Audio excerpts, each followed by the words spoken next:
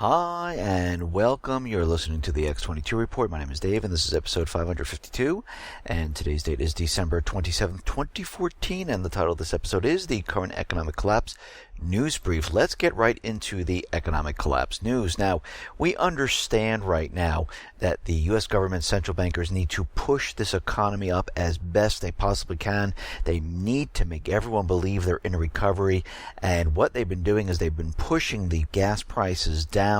People think that things are getting better. They're hoping that this will drive the holiday season, and I do have a poll on the X22Report.com site. Please go to the X22Report.com site if you're not on it already. Please take the poll.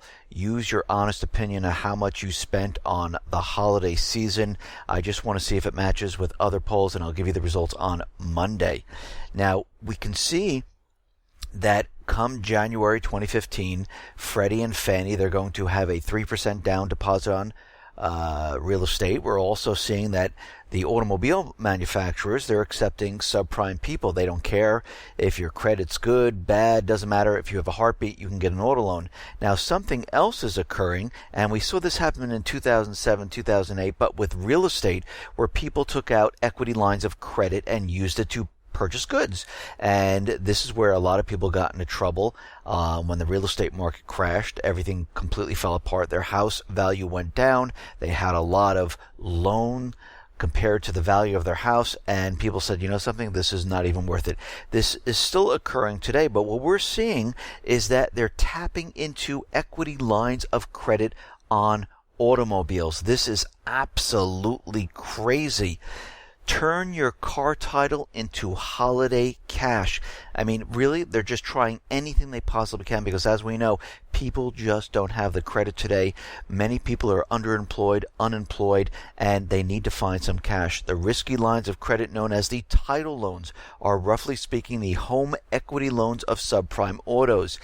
In these loans, which can last as long as 2 years or as little as a month, borrowers turn over their title of their car in exchange for cash, typically a percentage of the car's estimated resale value.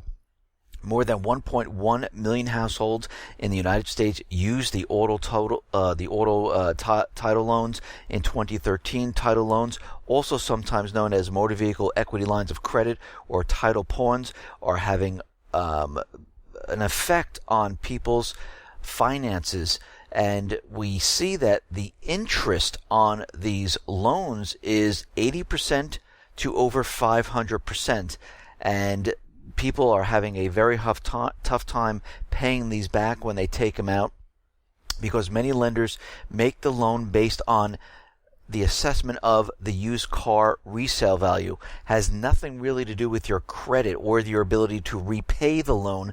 And this is where a lot of people are getting into trouble, because they're taking this out saying, oh, look, I have $2,000-$3,000 of cash, I can go spend it, but they don't have the salary, the job to bring in the money to pay this loan off, and this is where they get caught up, and a lot of these cars are being repossessed at this time.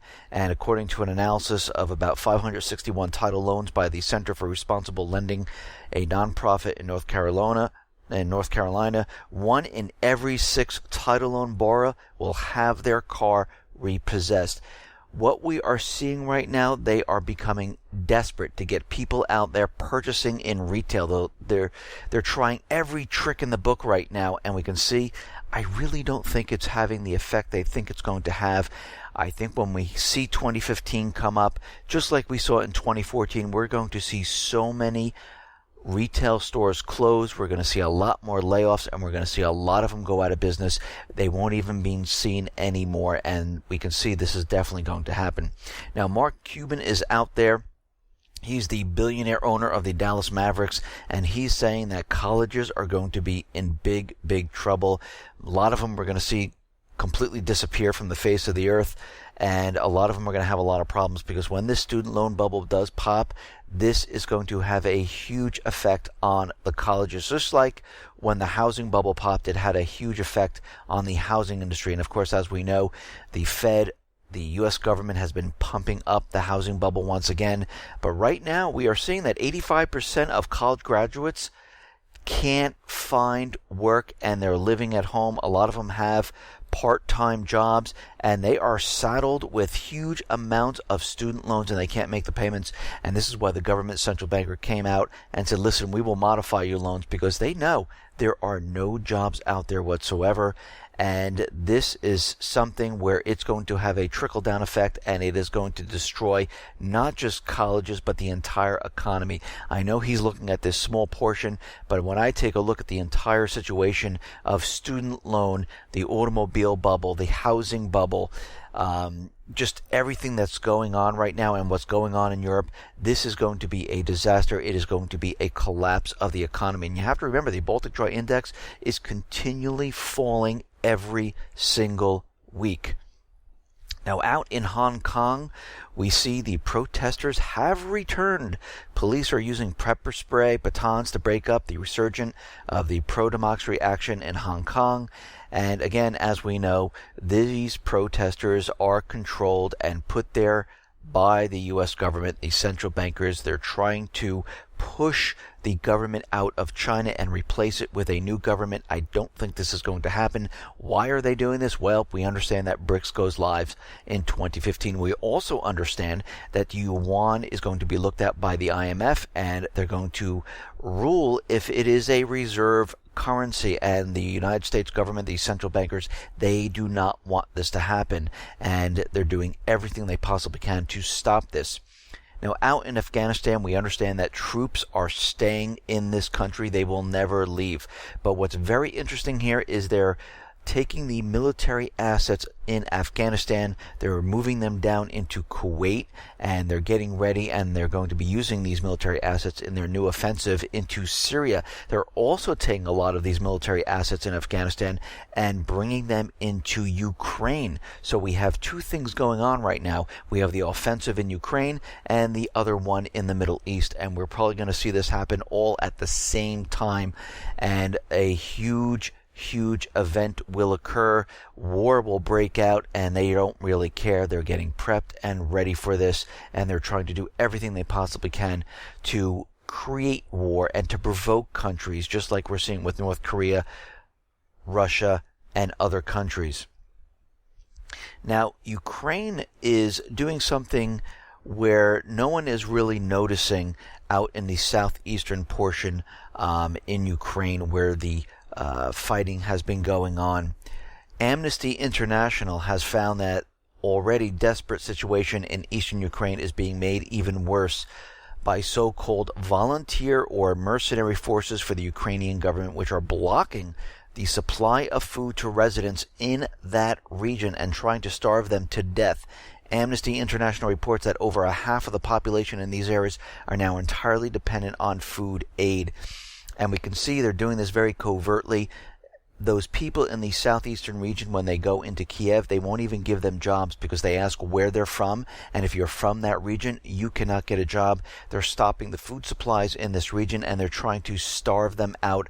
And they're trying to do this for a long period of time to finally say, do you give yet? Do you give yet? And you can see exactly what they're doing.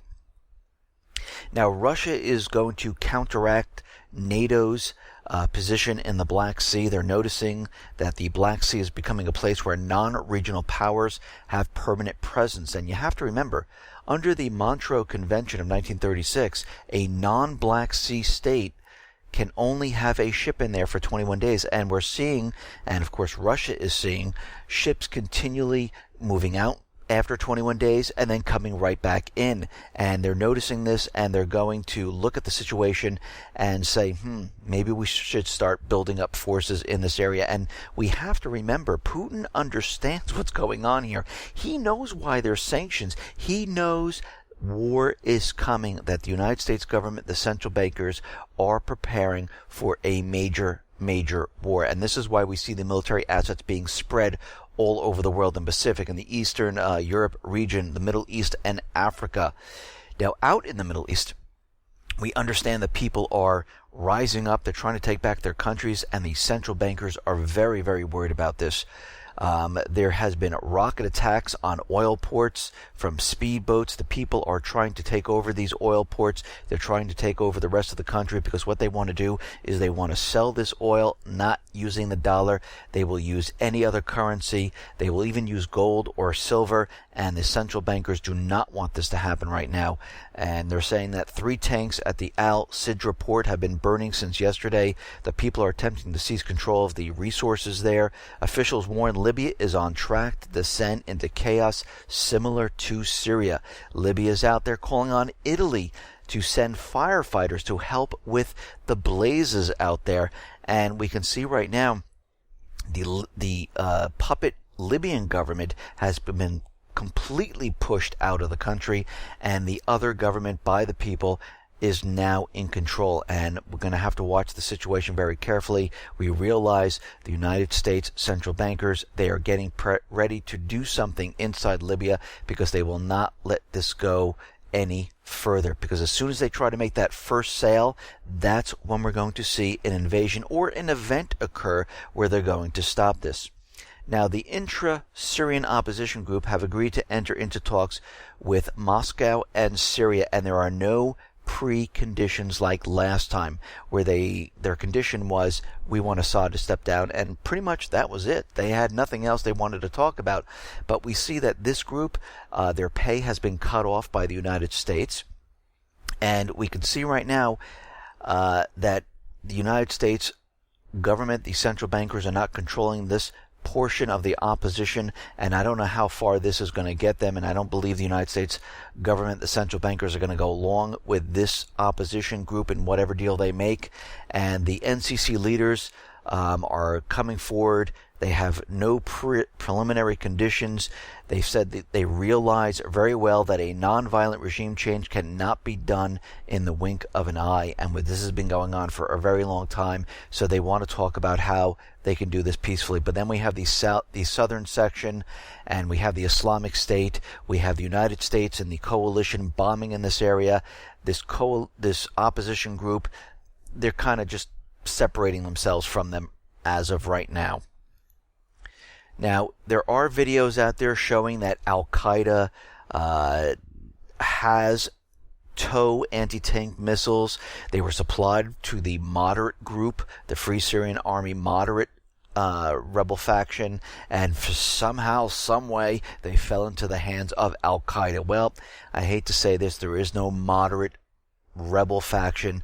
It's the entire same group, and they call them Al-Qaeda, they call them the Islamic State, they call them the rebel Free Syrian Army, but it's all one and the same. They got caught supplying weapons, then they said, oh, no, we're only supplying it to the moderate area, but really it's all one and the same, and they're supplying military weapons to this area. Now, out in North Korea, what are we seeing? We're seeing North Korea's internet and 3G mobile networks were paralyzed on Saturday evening. They are still down. They're fluctuating, going back up and down. The North Korea is out there. They're calling Obama names right now. They're blaming the U.S. for the instability of their internet infrastructure at this point. And we know for a fact that the United States government, central bankers, are hitting them quite hard, trying to bring down their infrastructure, because what's happening is the FBI was out there. They tried to convince the American people that North Korea was behind the hacking of Sony because of the interview. And what we're seeing right now is many security experts still aren't convinced Kim Jong-un is the culprit. Skeptics claim the evidence the FBI cited is flimsy and inconclusive. They question whether North Korea really had the motive or the ability to scramble Sony's systems. And we have more information coming out. 2 cybersecurity firms, Norse Corporation and Cloudflare, conducted independent investigations into the hack, and the results are they're completely opposite of what the FBI said. They're saying that the alleged malware used in the cyber attack was in fact leaked years ago, and any hacker could have utilized it since. It was also reported that firms' investigations had uncovered one former Sony entertainment employee and a security officer referred to as Lena, who had high-level admin access to the company's IT system and who has connections to the hacking group Guardians of Peace. This means the hack is more likely an inside job, and the motivations could have a redress for any number of grievances, including Sony company's layoffs, online piracy prosecutions, one big bad publicity stunt for Sony, and one bad propaganda exercise by Washington, D.C. And we can see right now they have used this, they've created this illusion that North Korea is behind it, and it is falling apart right now.